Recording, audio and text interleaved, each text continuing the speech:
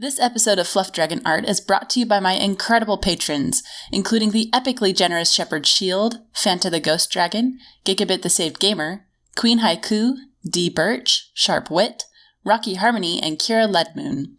If you would like to get personalized consultations, get featured in my videos, have your channel art and logos professionally done by yours truly, and a bunch of other awesome stuff tailored to your creative business, go to patreon.com/fluffdragonart or click the link in the description below.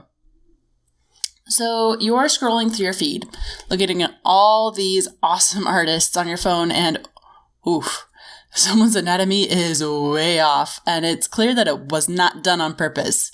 You want to help and hit the reply button, but you hesitate. What if your words completely destroy this artist's self-confidence and they never draw again because of what you say? Well, lucky for you, you're watching this video. I have 5 tips that you can use to help your friend's art improve while maintaining your friendship, with a bonus critique template at the very end, coming right up.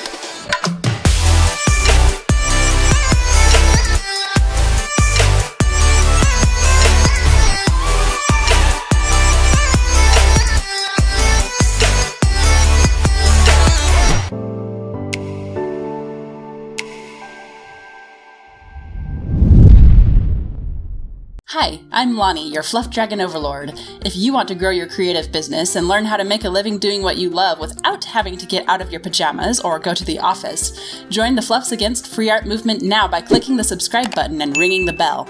Tip number 1. If you can't say anything nice, don't say anything at all.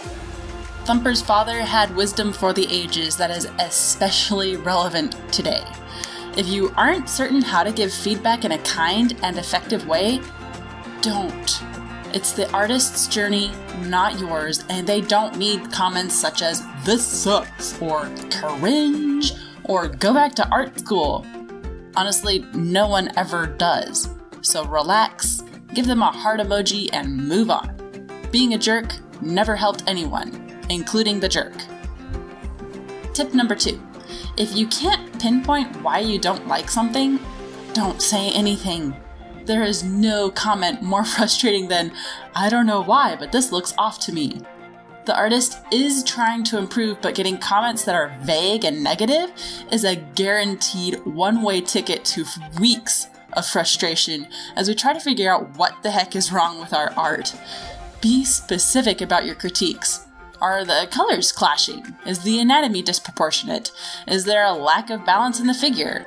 The more specific you can be, the better. Tip number 3.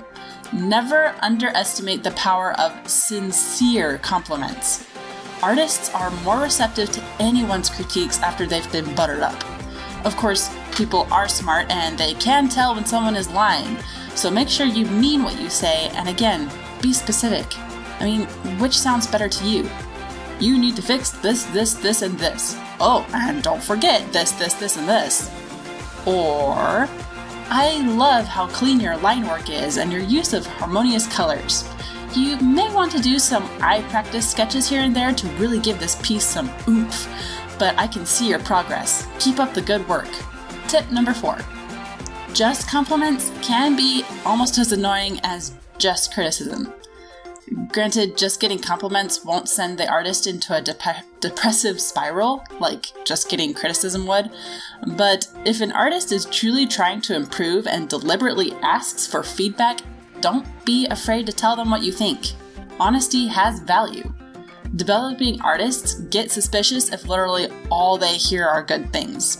It's like if you made cookies, but you forgot to put in the sugar and everyone raves about them all night, but when you go to taste one, it's, surprise, horrible.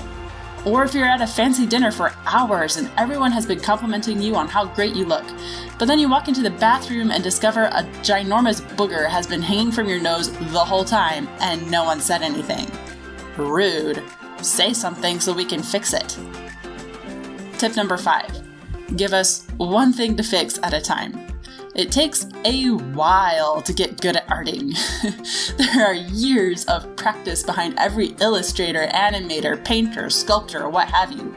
Why? Well, because in order to not completely burn out ourselves, we take things, or should take things, artists, one step at a time.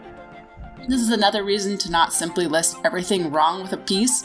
It's daunting to read as an artist, as each of those things means months, if not years, more of practice and hard work to perfect. So if you see multiple issues on an art piece, think about what the most essential subject would be for the artist and focus your critique on that. Let the other things go until next time. Okay, bonus tip. I give art critiques a lot, especially as a Patreon reward, and have managed to keep my friendships semi-intact. So I'm going to clue you in on the tried and true formula I've used as follows. I always start out with a sincere compliment. It doesn't have to be anything fancy. A simple, "Oh, it's so pretty," or even just a starry-eyed emoji communicates the idea well enough. I then pick something specific to compliment, such as the line work, the coloring, the shading, the anatomy, whatever brings joy to you. Then comes the criticism. I select one specific item to work on and even give a link or a video or article or some other resource that could help them, and tell them how it will take their artwork to the next level. Then I top it all off with some words of encouragement. Artists feel like they have value when their followers want to see them produce more and get better at what they do. Artists watching this video, did I miss anything? What tips could you add to these to help your friends who want to show their support by giving feedback?